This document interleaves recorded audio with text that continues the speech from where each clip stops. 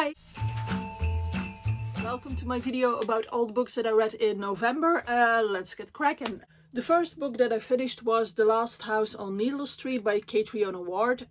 This one is a thriller and it is about Ted. We get a viewpoint of Ted, but we also get a viewpoint of Lauren and a viewpoint of the cat. What was the cat's name? Olivia, cat Olivia. And you don't really know what is going on because all these points of view are like a bit vague and they are disturbing at times, and then after a while you think that you know what is going on or that you might be able to guess what's what or who's who, but you don't. Basically, yeah. A lot of stuff is revealed at the end, which I am obviously not going to spoil. But it is revealed, and that's something that is really important to me. That is that there is definitely an explanation at the end. Another character that gets involved is Dee, and Dee lost her sister, or her sister disappeared when they were quite young. Her sister was called Lulu, and now she suspects that Ted is keeping her sister a prisoner in his house. So yeah, that's what all of this is about. All this is happening on Needle Street. And yeah, I really cannot tell you more about this without spoiling anything, so I'm not gonna. I can only tell you that I actually really liked reading this book. I love myself a really good thriller, and this one is definitely it. However, I can imagine that if you don't like being in the dark for too long, or you like your thrillers to be a bit more fast-paced or a bit more straightforward, and this is not for you. But if you do like suspense and not knowing what is going on but have a reveal at the end or have explanations at the end, then this one is definitely something that I would recommend you to read. Maybe my only little issue with this book would be the ending of Dee's storyline. I like the build-up of Dee's storyline, but I had wanted more for her than what was happening at her end of the storyline. It felt a bit forced, a bit contrived to get to that point, whereas with all the other stuff it didn't feel like that, so that was too bad. Next I read Thornhedge by T. Kingfisher. This one is a fairy tale based tale. Alright. It is about Toadling, and Toadling is this sort of fairy tale creature, which gets explained a bit more in the story, but she is protecting this area, this castle with a high tower, which is sealed in by this thorn hedge, and she really doesn't want anyone to enter, and she has been guarding this place for quite some time. And there is good reason for that as well. But once again, I feel like I'm not telling you a lot about any of these books, but I cannot tell you a lot more because this one is quite short. So I can only tell you that I liked Toadling. It was very cute. I was correct in guessing that it is sort of based on the fairy tale of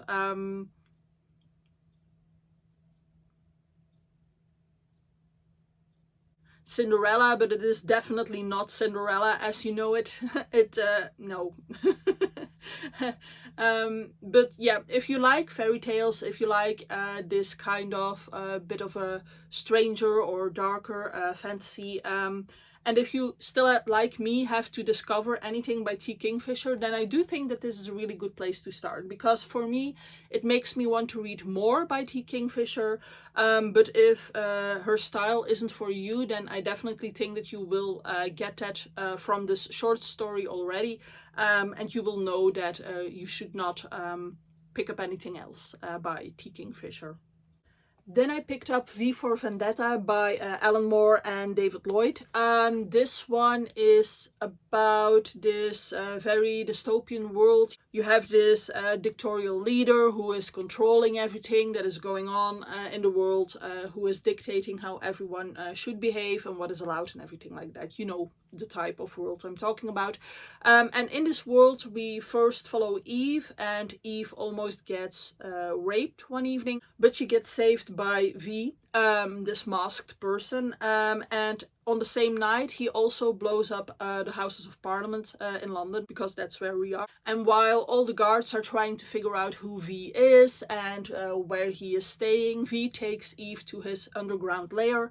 And there she notices that he is not just some anarchist trying to blow up the system, but that there is deeper stuff going on, that there is more in V's past than you will know at the beginning.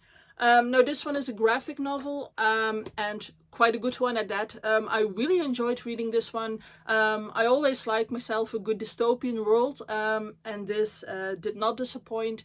It was really interesting because it shows you how this kind of world gets to be what it is, and how you might be able to tackle a world like this.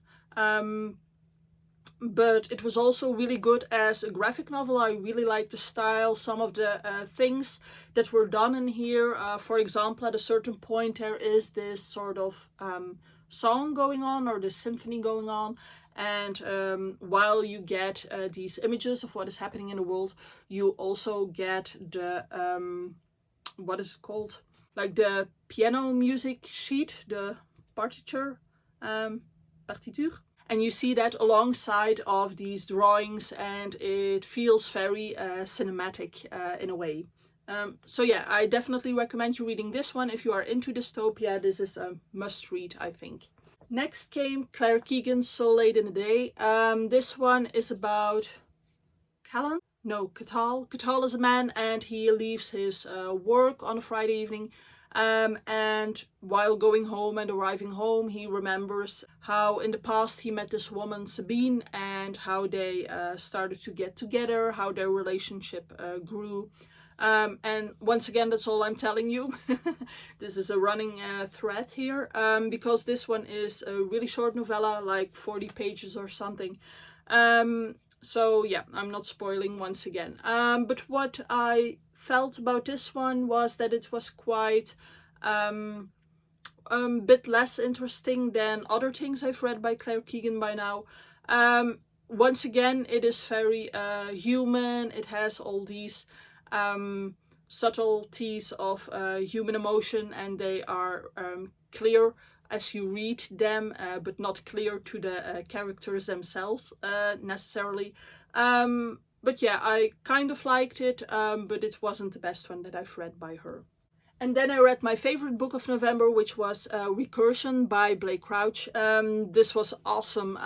We have two people that we're following, two main characters whose point of view we're getting. The first one is Barry, and he is a cop, and he lost his daughter in a hit and run a while back, and because of that and all the grief that that brought, he separated from his wife.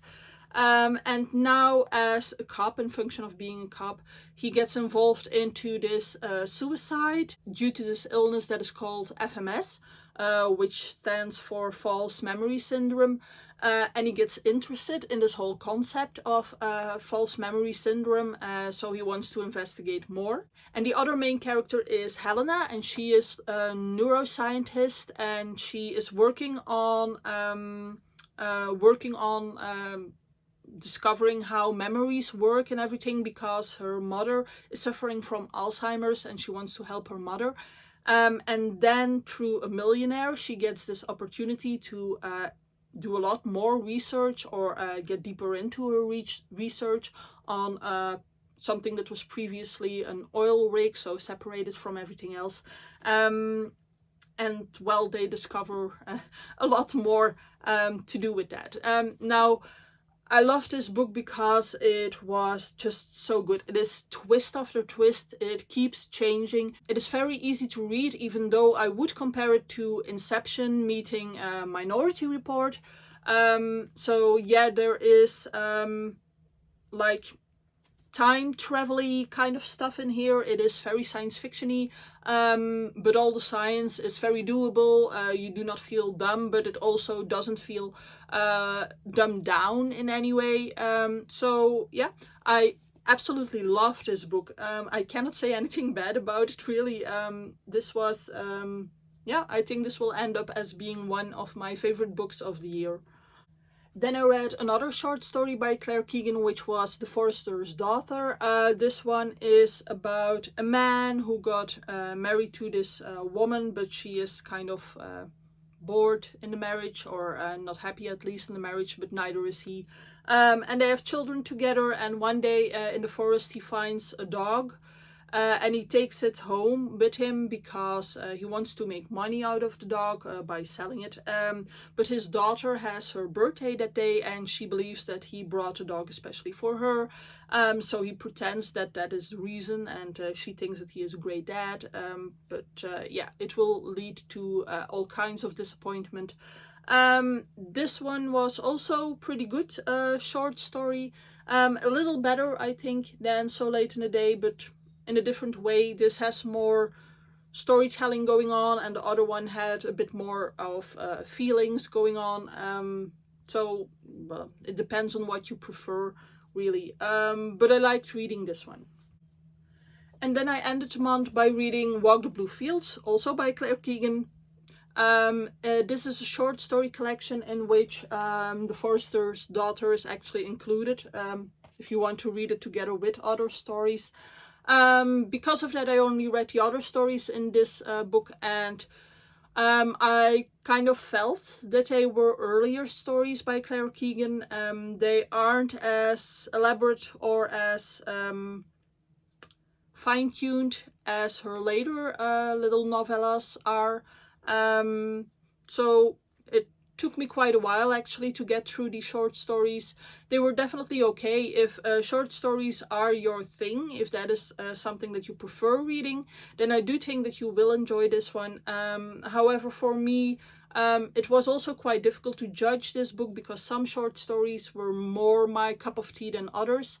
And there are some in here that I definitely really liked, and there are some in here that really just didn't do anything for me.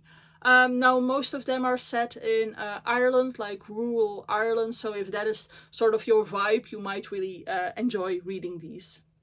Alright, that's everything that I read in November. I hope you liked the video. Give it a like if you did, subscribe if you haven't done so already, and I hope to see you soon in another one. Bye!